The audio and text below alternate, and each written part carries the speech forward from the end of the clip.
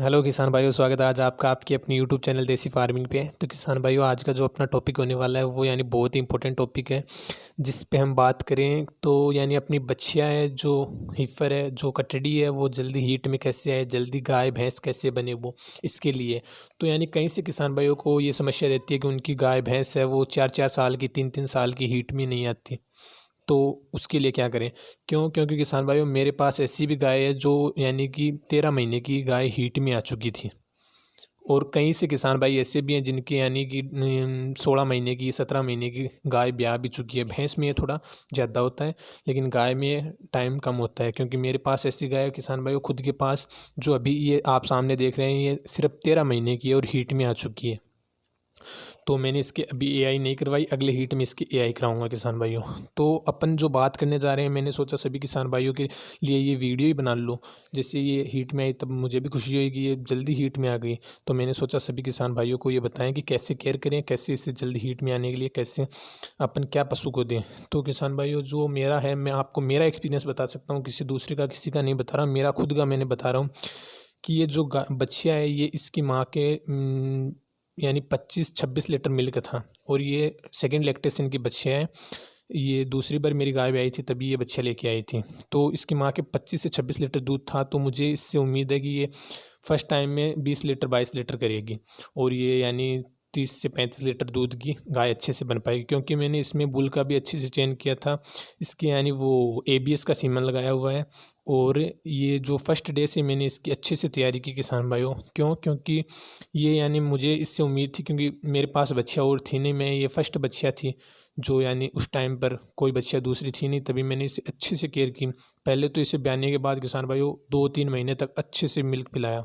फिर इसे जैसे काफ स्टार्टर स्टार्ट किया। जैसे मेरा देसी काफ स्टार्टर है किसान भाइयों, किसी भी कंपनी का मैंने यूज़ नहीं किया, देसी काफ स्टार्टर मैंने यूज़ किया है, जो आप मेरी आई बटन में जाके या फिर मेरे चैनल में जाके आप देख सकते हो देसी काफ स्टार्टर कैसे बनाते हैं। मैंने वो इसे काफ स्टार्टर अभी तक इसे अच्छे से दिया।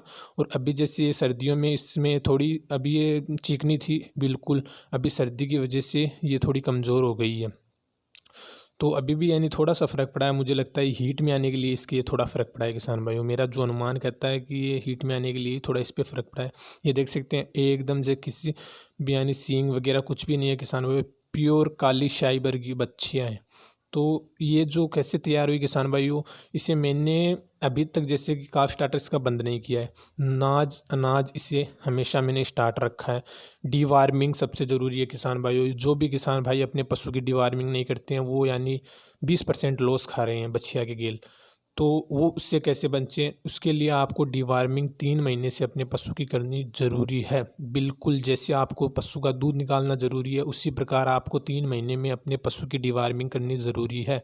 और बारिश के महीने में अगर आप 2 महीने से करो तो और भी अच्छा है। क्योंकि बारिश के महीने में हमारे यहाँ जैसे राजस्थान के इलाके में हैं, तो आप जो भी किसान भाई राजस्थान के हैं, तो वो बारिश के सीज़न में पशु घास वगैरह हरा वगैरह खाते हैं, तो उसके साथ मिट्टी जाती है, तो पेट में कीड़े होने के चांस 100% बढ़ जाते हैं। तो इसके लिए आप सर्दी की बारिश के मौसम में ज़्यादा 2 महीने में डीवार्मिंग करें, अन्यथा आप 3 महीने में भी कर सकते हैं। तो डीवार्मिंग भी किसान भाइयों सबसे ज़रूरी है। और डीवार्मिंग में अगर कोई किसान भाई सोच रहा है कि क्या लिक्विड दें या टेबलेट दें, तो कोई सा भी किसान भाई आप दे सकते हैं, कोई सा भी लिक्विड दे सकते हैं, चाहे आप टेबलेट दे सकते हैं। पशु के पेट के अंदर कीड़े की दवा जानी चाहिए, जिससे कि पशु का पेट साफ़ हो जाए, उससे खाना पीना है वो लगने लगे। जो अपन ऐसे अगर अपन डीवार्मिंग करे बिना देंगे, तो उससे पशु के खाना पीना है वो अच्छे से लगेगा नहीं, वो हष्ट पुष्ट होगा नहीं। क्योंकि पेट में कीड़े हैं, तो कीड़े उसका खाने का जो भी पौष्टिक आहार है वो कीड़े अपने आप खा जाएंगे, पशु के आने नहीं देंगे। तो इसके लिए किसान भाइयों आपको सबसे ज़रूरत ये है कि डीवार्मिंग करना बहुत ज़रूरी है। दूसरा किसान भाइयों, अगर आप अपने पशु को मिनरल मिक्सचर नहीं दे रहे हैं, अब मैं नहीं कहता कि जो किसान भाई अगर जो छोटे किसान भाई हैं उनके लिए मिनरल मिक्सचर देना मुश्किल है, कोई बात नहीं है किसान भाई। अगर कोई भाई मिनरल मिक्सचर नहीं दे रहा, तो इसमें कोई भी ऐसी नहीं है कि मिनरल मिक्सचर देने से आपका पशु जल्दी बढ़ेगा, कोई ज़रूरी नहीं है किसान भाई। अगर आप टाइम टू टाइम उसे अनाज दे रहे हो, तो उस पशु को मिनरल मिक्सचर की ज़रूरी 100% नहीं पड़ेगी किसान भाई। क्योंकि अनाज में बहुत से पौष्टिक आहार होते हैं। मिनरल मिक्सचर तो थोड़ा वो ऐसे है कि मिनरल्स का चूरा होता है, और अनाज में वो मिनरल्स हैं जो पशु स्वयं बनाता है।